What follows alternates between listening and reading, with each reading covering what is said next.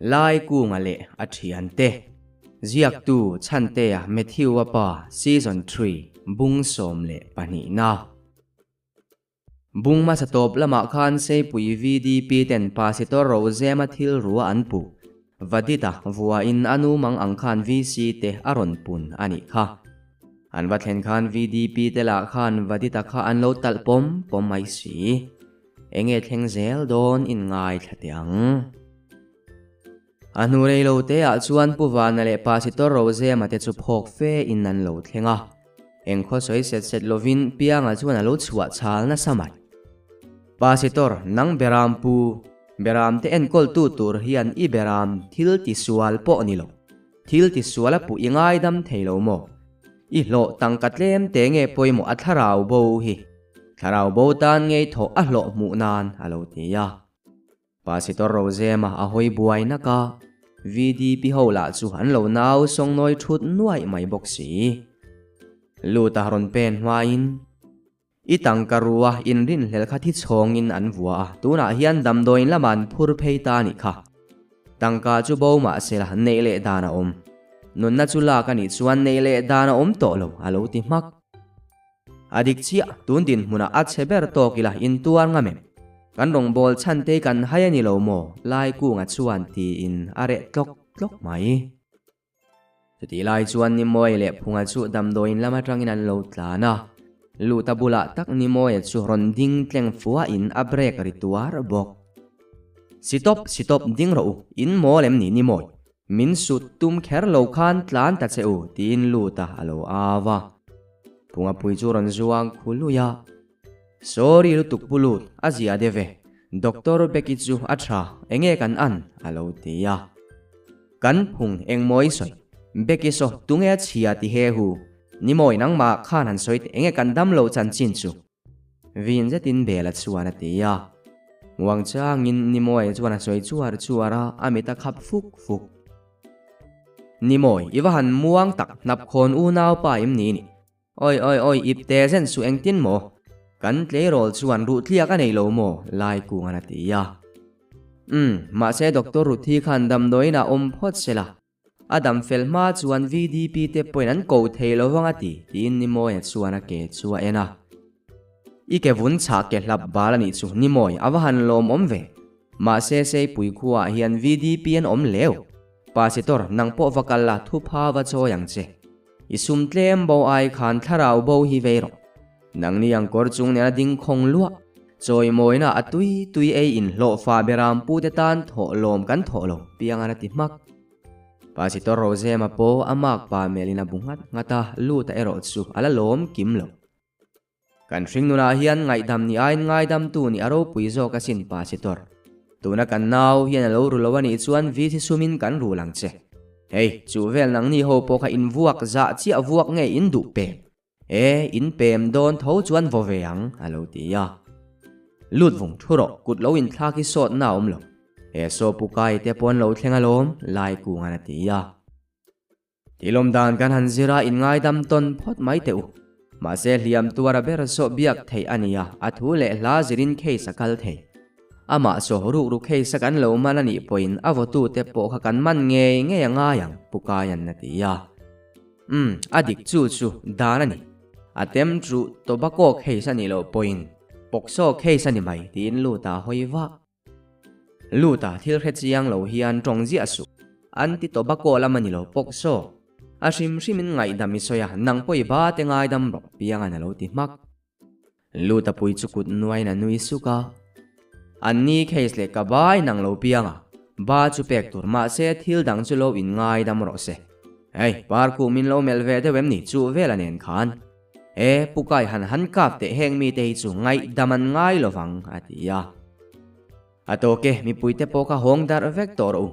kan buai na hi thei to pin VC ten chin fel kan lo tumange lai ku ngana tia dikchia ma se par ku ngale chu vela te kha chu ka vel thowang cheu kadang aro mi lung phun lung len lai nekin du em tin lu ta kal vana tiro keni putu po damdoin lama pheiteang ka ti suala ni sum chu bo ma sela mi ring kan damalom tharau bo pakhata bo pil mai chuan thisen mo ka ko wa oma laya min rethiam te u kan kalange tin pastor Rose mate an kala nie te reng mai ti khan vakal ro boruak thalo dang a om lowang lai ku nga chuan ti in an phei dam heti lai hian thui duk tlang lama zong sampial thanin ro bulat chu korma phel duain abeki chu adel uta chu mai nilovin bekte korba chu phela tumbok oi uro bulimak e mai nang chu tiang hlir hi ti tuma ingai tu anate ti dang lam ve te tin beki chu alo tala o tuna te chuan tum dang nei rem to hek lo bekte hetiang tum hian tlai ka ngak trang alon baka ka ngai tu anate dang lam thut sela lu ta monga mi ka ngai tuang oi a lui lu tuk ram bel tin ro bulan nakwa ma se beki lo tala ro bulamel chungin achi lo khu engen rik lui khuwa khuan chukang atia a ho lu tuk bekte dule lo khuluyang miang chuk lowang chhole har helai thleng to ina chi lo ti kha chi lo lu tuk tin ro bulan apom mak kare ama wal ro bul hi hrui duk tlanga a huk ve don em ni imak e u ro bul he tianga chi lo ba ka kinate khan local tak ange tin beki hoi zak ateu lo mai beki an local don lo ram kin lo wakhan ram nuai lau tin atsuka beki chuan lo chang let ve tlat mai kare ro bulat chuan du tho zetin an chuk ve a beki la chuan lo dan tumbi kheksu signiliam turin hrui duk tlang chu a chhun eng no ngwal mai bok si bekte karu don che ka tai nia kanin kara lang lo tura zeb ruk eng ma om lovang tin ro bula phur lutuk kare a paro bul hrui duk tlanga in bualin tumami avod lowami ehe a paro bula om mulki tame tin veilama kina chuan sanga trin bur chiane na loading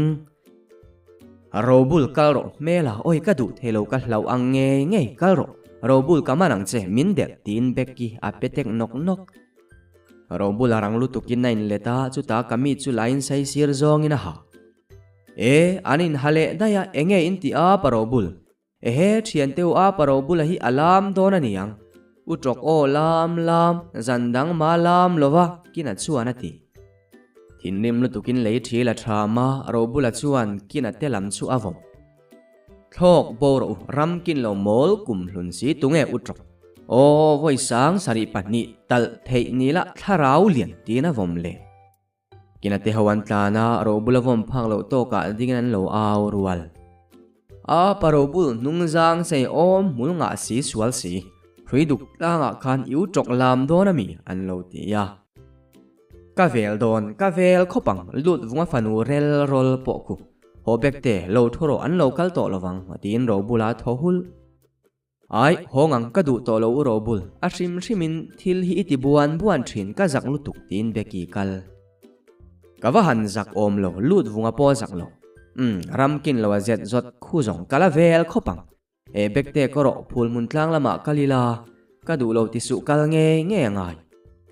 deu om hian zoi thut ka thiam lo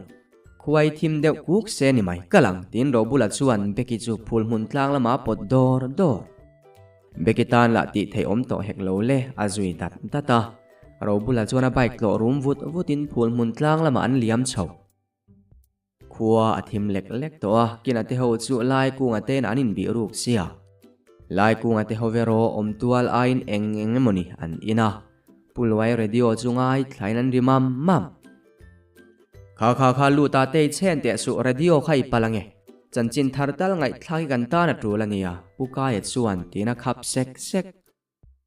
lal pukai tun lai chanchin thar ngai thlak vak tur om lo puk ani mai puk tir tu turaten kan la puk me kan i lal bel thite tin lu ta chuan me chem chuta le an sir thing khon phena tang chuan ring lu tukin ram kin lovan tiom aron ti phuta lu ta phuzok het tunge min chapo em ni engain lo aw vak ram kin lo mai kor lian tiam lo ti ngai lo ipa bela te tuala han tiam ro ti na ner suk lut vung nang ma zo kha beng cheng su chanchin thar kan ngai tha kina nang ni po so ta wa tiam ro tin pianga thruwa o van piangai thaula ni mai lo ma ho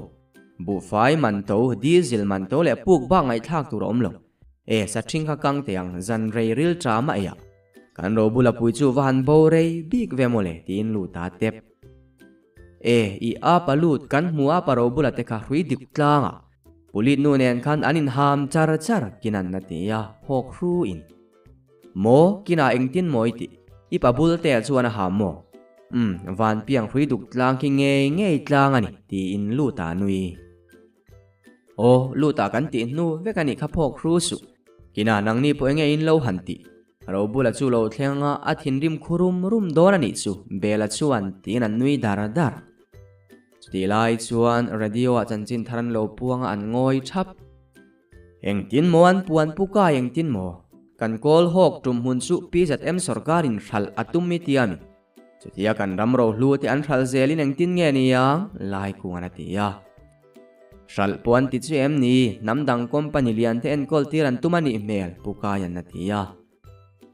an thal ang thowani chu pukai kan ram ro hlu thal zong malak zel mai nakina chuan kan biak in te poi an la khalang laya ke ni VC na chuan kan do dal turani belan na ti ya lal bel heta se puya lo thin rim khuve vut su ti thei in nei lew he khove ram zau tui pui phone vela hian kan thu lo ber so tiang kol hok tum mun par kumar te sum siam na mai khal ro se thona tum mun ti vel a in kong pui tha kan du lu tan na ti ya lut vung mo la ngoi ro kan ta ni sareng midang kuta hlan hi kan ta ni lo ti na baka kong pui that phana chan tu ra om love piang ana ti ya a hove a ka dor bung roi tho nei nan phur lo van piang kong pui hitlang se tho na kong min se tin lu ta hoi mak lu ta mual hi chu ichim china jim sia I do na toy si I tong du box si I dor so kang sela marveng ho babu kang tel ro se belan na ti ya engtin moi ti lal bel lutung khang langa ka dor so angam chuan hal te se tin posiala awahan make lut vung horo el ul cha hiana chanchin tharpo ngai thak theilo chuan bela nak tu chu in fu huana fe chu a theimo lai ku ngana ti ya ma se jing kal tur kanin ruwa tanga yang fu lo pu khom tur le mailo chem tur vel kha atia luta nang I thoma thin thowa lo tlom ngai ta che bela te fu huan kong I khe tho boka tin pianga nui na hi van piang oi ka rei ka zak ka chaw ka jing kal lowang ram nuaya jing kar ka ten ka jing ka lai chuan thiana ka banga VC apo ka ding hleilong jing kal nam ka nilo tin luta tumbur lut vung I mak phun su kan fiam thuani kha udenga le ufrang zuala hi biaila thang jing kal kan omlo chuan in ma kuangai thin si luta nang in lo biala thalo mo lai ku ngana tia angai lo ke man ka lo be mayang tiru lu tila TV enang avot bela chuan tinan tho aro bulate po chuan van rei bok ve mole piang tiang ani chuan par hovin kan palai po ngayang tin puluaya thowa ningot mai hei bekila hina du ve mel thowa kan honga kan palai mai don nia pukayan na tia pukai palai ngai lo ti hian rumia selato kan ro bula hi kum somli nuwa changjing lu tukin fa nei sela tin lu ta nui buluk pukai nang ni berin che theite chuan palai mi aro ro bula hian nu pui nei sela zia mayang bela chuan lo tin an lu dam chuti lai chuan an soi mek ro bula bike ngei chu aron rikal ruwa lai ku nga te ho an batharan ding thap kina pui chu lo aw vakin zui tlanang a paro bula lo homin vuang lo tlan ru veng thlang lama tlanang atia khaya kan ro bula bike mai chu alai ta eng theilovani mo sei pui hi chu a khe chiang mange thim nuaya po ti in pianga nuya chuta ro bula chu a eng la ya chuan zei zet na ron ding on wa a res room durina ofa a thimuk oi ka ha lutuk ka taksa ka nungzang te hi ro bula pura zan thima chuan chu ka thuman lo reng tin beki lo chu lai ku nga te hawan nui sanga beki lai bok si chu in chunga alut mak enge tuna hian enge min lo mela hei hi ka bike chuan ke ma hi ro bula min mungai lo em ni van piang ale lal bela khan enge in nui awahan ma ke o lut wungi mela khan zona ka mu no ansar tin ro bula nui su ro bul yang lo chu ti yang ani lo engmo in ti hrui duk tlanga chuan enan omrei suya enge in hanti piang an tia karin ang ngayon ramkin lo zek zukha na lo soy ni mo khoya ngeo lusom nuai khan ka lo vom lo vani poi lutuk ka lut vung min mel reng su avot ka lut don tin ro bula kal fuwa alu dai mai eng tin ngen omirin bela zanin su ro bula kharim tuingang mai ka ti kalai ril tin luta phun amak nang lai lo ngai tuat nuai thei lutuk luta kan thelo kan om nain angareng ma se ro bula kha alung oi lutang u lal bela chuan tin an lut dam mai in control lutukin luta chu in chunga luta thom dim fe in pawa bula thutatum alo ruile man to ka ti he pai kaning lutuk lut vung lungphun ni ale zel ruyangai ni thoro hongang thang luta muta chuak arem te na tia kan lo lut ve chi arem te rei lo te ba ka midang pu an ruelom please tin luta zum dui midang soyangai lo midang te ka pasalan ni lo thang luta hi amuta chuak ipopem ni asim simin irui reng mai idule zoom nero tin rem te ang lak lai kung te hawan ngoi da ka robula pui chu luta melina nui tut robul mela lo nui su ke mang hi ni ve thut the khoi thang luta chu kalo puang ma se kala holowang luta na tia angai lo kan nu fine kan honga ma se lo in belte lek ichak lowang tin rem thangi chu thang luta puaina chuaka luta in thlakung lutuk chu hoi zaka ke po kalo ho wa tang luti vok po zinga mi tur ka chhum to ati man chia kare achala chuan thang luta phei khok ari foka luti chu vanei la ti nia tin rem thangi kal hlok luta pui chu phuin na chala doma ka tong fu thei si lo rui ve du si lalbe lo nui su anat ziai hriam dik tak chuan ka nupui ka ngam lo in revek ma se nui su rem te lo hi midang mangai arem si lo ka tuarana ti in afapa phei khokadom luta khami huam kha ni lom ni nupui nei mangai na liai zuang lut fu lo mange tin ro bula nui su nga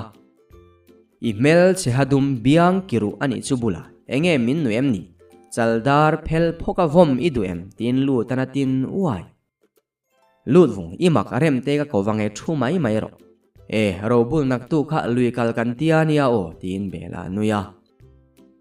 bekte wa han nuam don ka lum to hleilonge kha kinanu me khatwa te phul mun tlang hring nun hi tin robula nui robul fui herang nui sung su pukai bom kha in lo ken chuan mong chia lui mong lama vom tur ka ria tin lai ku ngan tv a ona kenge kan vom don nia luisa khat mai naktuk chun me tur arwar sa khalo zong ula tin pukaya po nui sun arwar kan ne pukai ke jiang zangen duang kanar chu ke zia duli o bom te khat chu ro bulan ban bung rumin vom sela thang khoi molai kung tv me son na kha fak na ka endu tin lu ta tep ka vom hlek lawange lut vung ka vom ani poini mai zona ngar ka vomang ro bulan na tia enge mo bom vom te in hlau viau vom man lo a hlau om zo kilanu thingpui hang angreng chu in teang robul nang po lo chuk te ro re langai nu ho zinga nui sung su piang ana tia in re langa piang ka pom enge kan agenda lui kalfu herti vel khani lomni ti hian helai tang hian kalongai thang avot ba ka khalaya kalung dumin om leu tin robula nuya naktu po local ve su bu herang che robul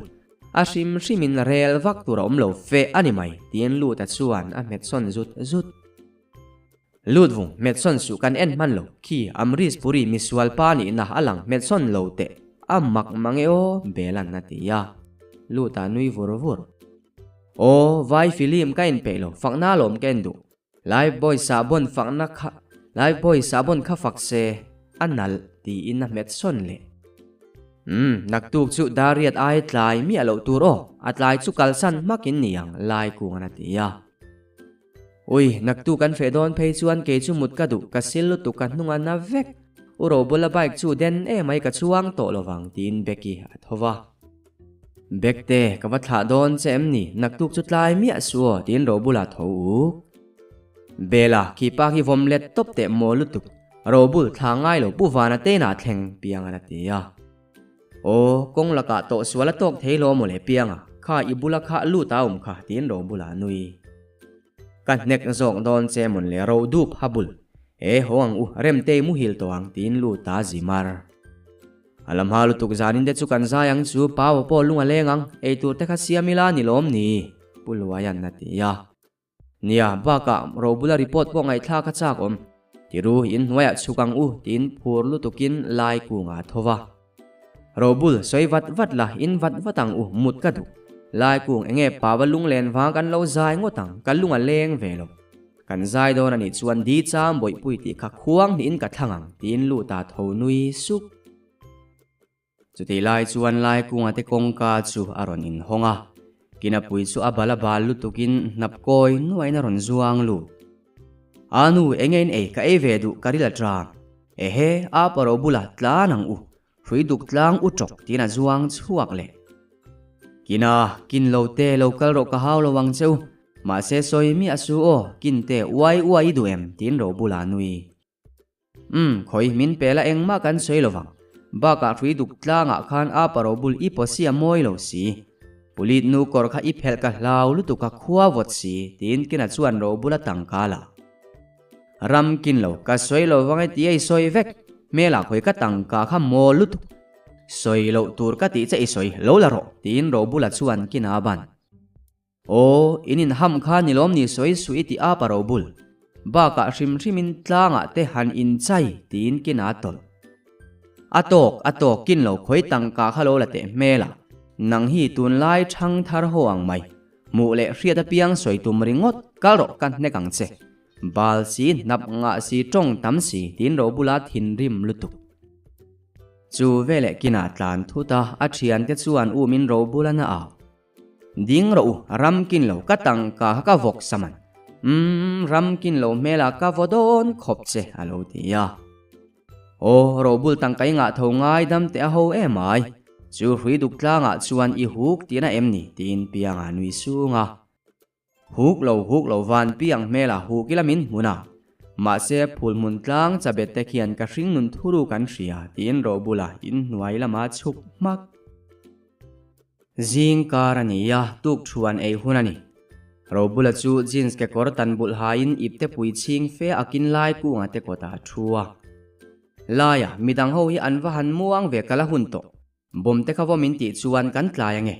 hoyange lal belale lu ta po hi ni zana dar saria chua turan tia tin ro bula phun ma se tu man chang lova a chan chu abula tu man la omlo tu ma omlo hian ka tong le du a thi lai ku nga le pu war te la hi muang si tin ro bula chuana bi duk lai ku nga te in chung lama ero nar than koi zu kin a chuan chawa bara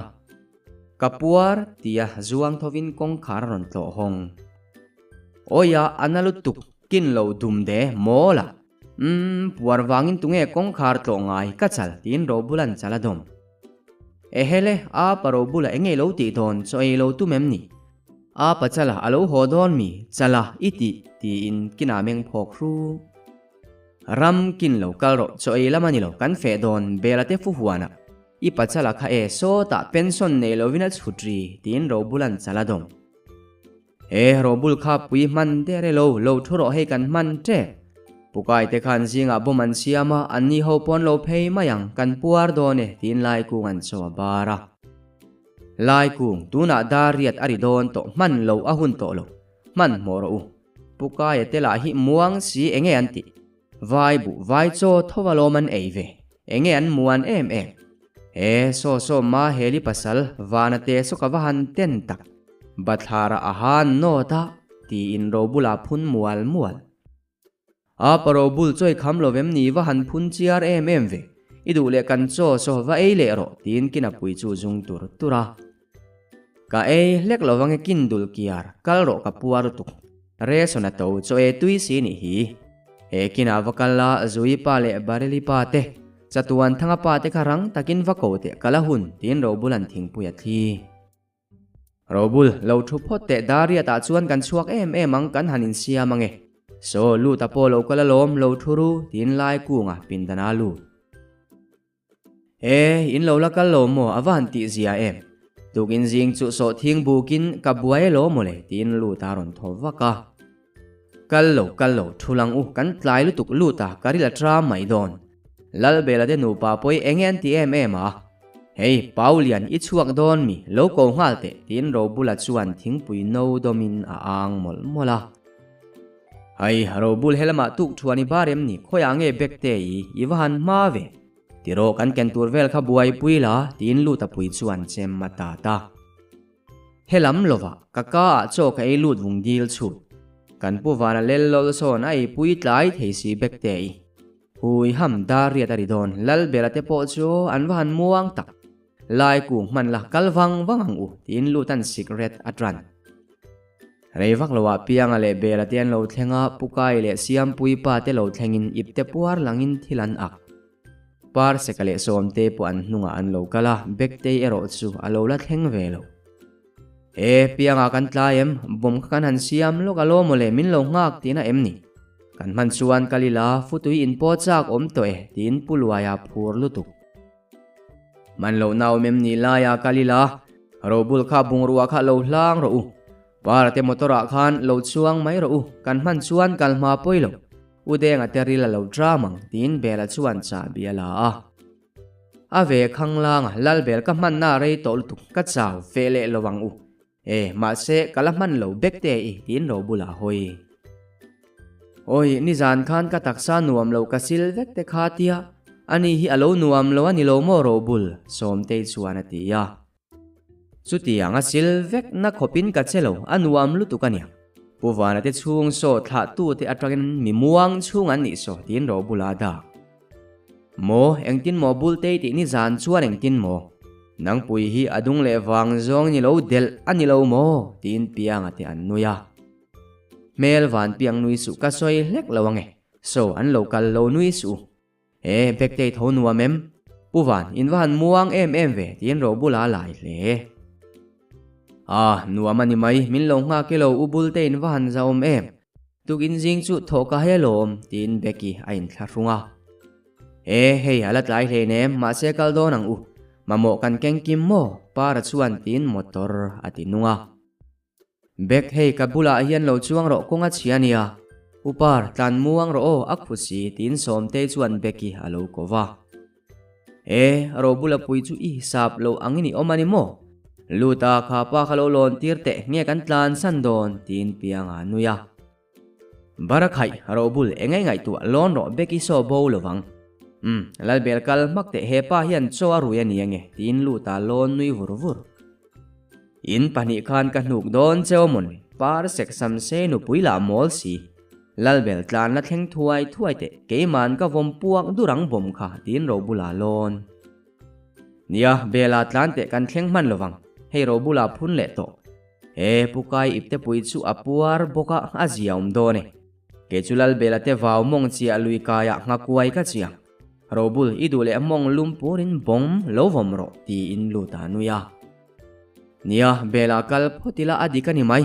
para min lo zui ru o lai ku nga chuan tin lal bela tlan oi lal bel tunge min uma tunge kan iwa han tlan edom ve oya si lal bel tlan muang te borua ka avon tura om silo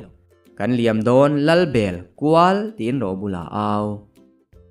ni lal bel iruyam ni du ai ni tlan chak van lam kan nai thu tange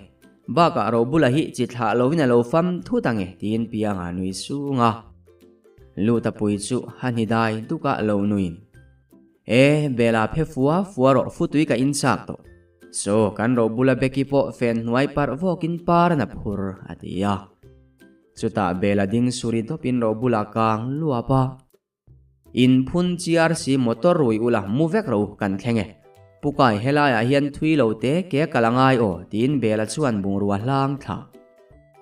oi kasil ve kain tau mela lalbe ril tong trai na nena fe kong zo chu chawana tin ro bulan monga beng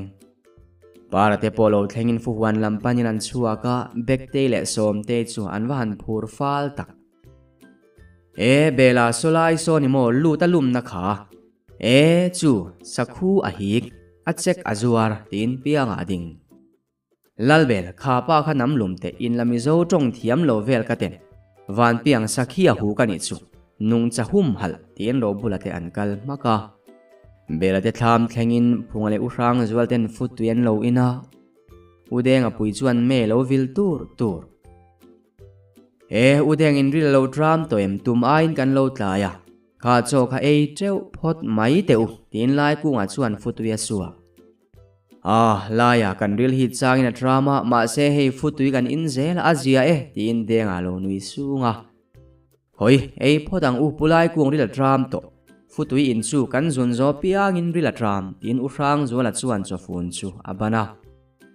ni kha ei teu punga phei chu iril fanga thui mel si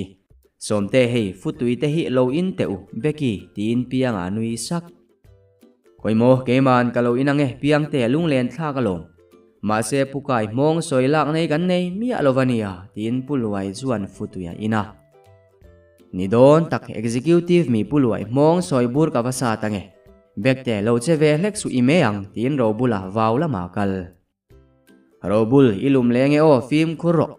beki du tokin ei in teu aman mo thak lo bela chuan ti in thil la phor lalbel kan film kuk chuan bom kan vom sualang pukai a fuse kha ro bula hlam vela sein siam ro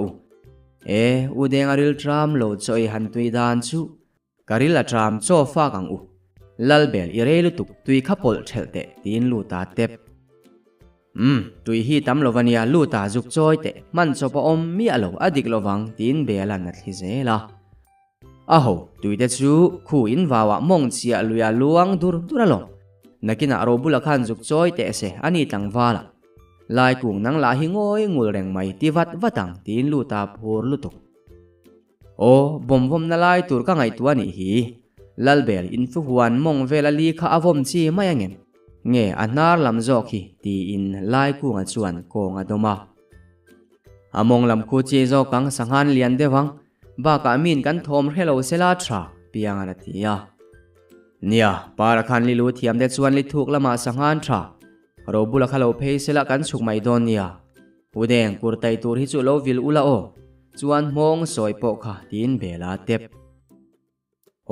in van tui don tak khoi lai po hi vom chi vek pianga khoi mo pukai pakha chukan vom chin teang lal bela fu wan thlami nging luai te se tin lu ta nui put atul lo mol hlek su vunga du le I dor lo wanga ro tin pianga nuya ka ngak hlek lawange I fu huan hi ka hal nga lo robula po chu awahan reive a em ni tin lu ta chuan fuwa fe anuam somte fu hi herila ke chu fu tui po hon kadu robula khan mong chia luya kai kuanga tamati si ka kalchak boxi tin beki nui chak ai po tambekte ibopui tia khan omanio in khordonia robula chulo phei sela chuk donang robul ivan rei velo phei te kan chuk don tin lai kungan na awa ma che robula chuan lo chang mi alova lai kunga pui chuan trian te melin anni lainan lo mel le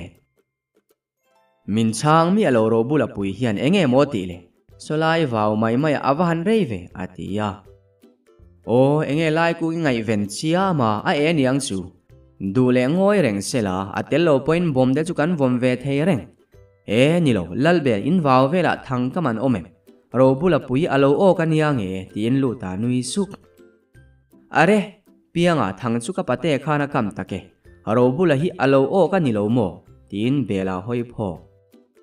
ani mo lalbeli wan soi har ve mo lutuk robula pui chu alo in khai wai zu arang chu kalang tin pianga chuan ipte puya ban engtin moin ti upiang robula chu ain ok lumang in ti amni tin bekte halo meng phok le tilo ma sila in ok theni sakhi thanga bekte robula thin hi chu min wahan ti buai tak kalang tin lu ta kal mak khakal buan su anu kha chui ta cheu para ma ruai te bela khoila ya chuan nge thanga kam tin lai ku nga ner sunga lai kung thangkam na ain robula omna hria da poimo helai hi mi mana lu ta lum na kha tin pianga chuan lu ta mel van piang iril ruwa robula chi adaro lum na ti vel mai ho robul bula retailer buk king lo pa khoya ngei nang pui ilo mu khong renga nge ikal na tur la chiang mai sia tin luta hoi aw vak vakan zia nei lo luta ki vaw lu tang khian en thaila kan hum mayang ti in para kala thui po an lakal man lowang tia mun pe deuh sun hian thlenga apiaram hnuai lama chuan ke lam khain ro bula lo phar lalpar ding te so kan ro bula chu ka hmu e la ya en teu khen be sualang a phar kar karak kar ki ro bul posimoi ti in pianga nuya van piang chu tiang ani lo van nai su ro bula so achemi alo ro bul engei zia i harem o engtin nge hetiang thanga te lo o ni tin lai ku nga chuan an bia athilo so lai kung alua che ma sela lo hoi thelo i cho ro bul ro bul ka mak pa ni ai chuan sakhi thanga o ka thangi ti ro mana khan ti khan ok ni leng la kar ful ni leng te tin lu tana nai lut vung tong zuwa su ro bul i tha em ayenga tia hetiang thanga ok ngot nge moi ni le sakhi thanga ok to zong ai posi moi lo ber tin piang anuya ro bula pui chu rem le rem lovin alua cheta chuta ner sungin kakap analu tuk luta aloti ana angchu awan karak zong ni omalo kamak pa ni ain sakhi thanga o ni len i du ni lom ni ti khan lo ok ni leng la thiana bang nga ro tin luta nui sung luta wana chi ni lo ro bula so athisen zama le ta ni yang aduk deuh vek thanguli ka sat chok don ya lo dom ro tin paran thangula sata kha pianga lo dom ru le khai o adom man lo ka ti ro bula kha nangem laya alumange mante tin belan ro bula nai ro bula pui chu athowak vaka kakap engtin nge lalbel abungem oi annal lutuk ka thidon tin a rum ro bul in nukahlat i thilowang hei i kappo i mal ne na la in zome kha arem lama pianga lo nuk pheite tin lai ku nga nuya ro bul iwahan van ne kan zarai dam chuak sakhi thangai o mi ten van lo nan tum laya sakhi thanga lo o chu tin lu taranui lut vung nui na chian ni lo bekte kha in ril chuan ka thiani mai oi ka kap chu wahan na em du wang renga ok kan ni lo ka kap tin ro bula tho hul tu ma du wang rengin thangan ok lo sakhi po du wang ok ani lo ro bul huk su piang ara tia van piang sakhi ka niyam ni mela ka pen zong hian ka kapathip oi tin ro bula tho ip du lo lam hoya kar full rei thei berini yang bulte ma sela ikal dan ka ami hlim thang kung ikal bela chuan tin an nui huk kha ro bul ikal thei chuan pheyang pukai ti an lo hoi hayang bektei phei chu amang an em kha lai ku nga chuan tin an kala hei mel ho tu ma khan thang ka o hi soi lek suang cheu ka kap chu tin ro bula kap zenina kal tham an thleng pheya pulwai te hoen an lo thlir thap inva in mu mo ka tum ai nin reya ro bul kong i bong ei che sual tin an lo mel nia hei kan vaw lua ka pate sakhi thang ka ma khan tin lal bela thua lal bel i ngong ka chokange soisu tongsu pulwai solai wawa son bakhit ka uma lo mole tin ro bulan futuya in nia chu wang chu ania akap na kal ni pulwai bakhit thanga ain pal o ka niang aom na lo pe hun mai tin lu ta nui one together full stop car full posi lut vung ka halang che bekte ka thangai tu ka ngai lo hei imong soi bur tur o tin ro bula lai ani chuan bula kal do nang udeng nang ni khan fu khalo vil ula o lai ku ana tia nia kalma kha poilowang sanghaman po chak to ma se film khur takin bom khavom tur o pukai chuan tin kalan tuma o ulai te tui khaman chop kan nei loweng tin nge ni yang mei ville fu hernen kan in dai lo tin phunga chuan me chem kan lo cho yang bekte nen phunga bom vom thei kani lo car full ang reng kani tin ro bula a tho ner suk ani chuan piang te chukang chun me tal kan man puna nuama lom pulwai chuan tin an kala ke chuka peilo bom ka vom ngam tak lo ro bula te tui choi ka lo puyang mong soi kan lo siamang som te nen tin lu ta nuya lut vung ikal don ngei ngong ka chok don nang hian lal belate wawa tang khan min musit tin ro bula pui chuana ipuya tangin chemma phor cheten tun mange o ro bula chu an meng ruma kar full ya luta nang polo kal ro mong soi sia mangai lo ude nga mong chia lui sangai bom dar vekang pianga chuan tinan kala kal ro kal wang ro o kamal la chu alet ling zonga her ang tlat kan lut vung lo hoi chu ka vomang che tin ro bula khisuk lu da chu fukara tang lo hoin beki film khuro ro bula khan sakhi thanga khelo kar full liana khan atia lu phel phoka vom mi duem lut vung lo kal te nang hi tong nem tat nek phuai fuap i duem ni nupui lau pa tin ro bulan na vom thel lu ta tlan zuang zukin ro bul sakhi thanga o ka ilian ber lau turi nei velo tikhan mong chia lui kama kar full nuwa malo tia luta nang pu enge moi soi khera zel ni azak venga sin para kan ro bula chu bela patia sakhi thanga lo o kalom lai ku an chuan tin an nui dar khodang ram wak chuan mu sela sa che kainan ka pang chu awan kok zonga le silo van silo kar khazong anuam lowang tin pianga nuya pianga he kan beke hian ro bula hi athin lai ve mel sia siam pui pai na in huam chuan kan palai zui mai don lom ni tin pukaya nui suk pukai ti thuai zok ta cheu anin then lenge van kal parte bial nu hlui pon tu anei don tin bela nui nia beki hian du pho chuan palai zui kha poi mi alo kum thar tin zonin puluai local mi aro ti in lai ku nga po bung hut a hove a du le kal se kal lo se nge poi tu na chuan leng ngate chi angai tu aro avot lai kung chuk thui lu tuk lawang u tin lu ta thua o lu ta he bela te waw kan thleng chawalom ba ka helai avom na tur li po om lo lai kung anati molian lai kung bom om chuan vom na om vek du le khalai lia po khan vom ro avom thei ke chu ka chaw ka pe lo sawa ka ve don tin lu ta chuan sai ro khera phor lut vung helaya lia om lo sanga po om lo ba ka sawa po om lo bok piang anatia lu ta thowak in van mol u chuak lung run tak van piang vairama om towa i mol dan hi amol lutuk sanga om na khera voma trulo in du le khu ta mong chia lipui te ka juk vom dar vek ro ka man velo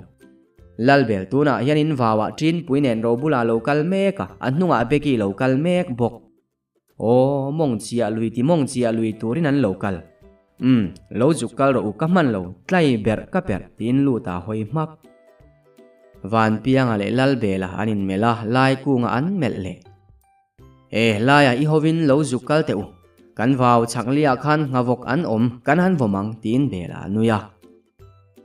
kinapa kalang heng ho lungrual pui chuan kan vom man don tikhan ro bula thinrim na ber bu nen in tong ro se tin para kala ole parte chaklam kanan vom zuwa yange kan relowang ba ka ro bula khan puyangai thu thei carful pianga chuan tinan chho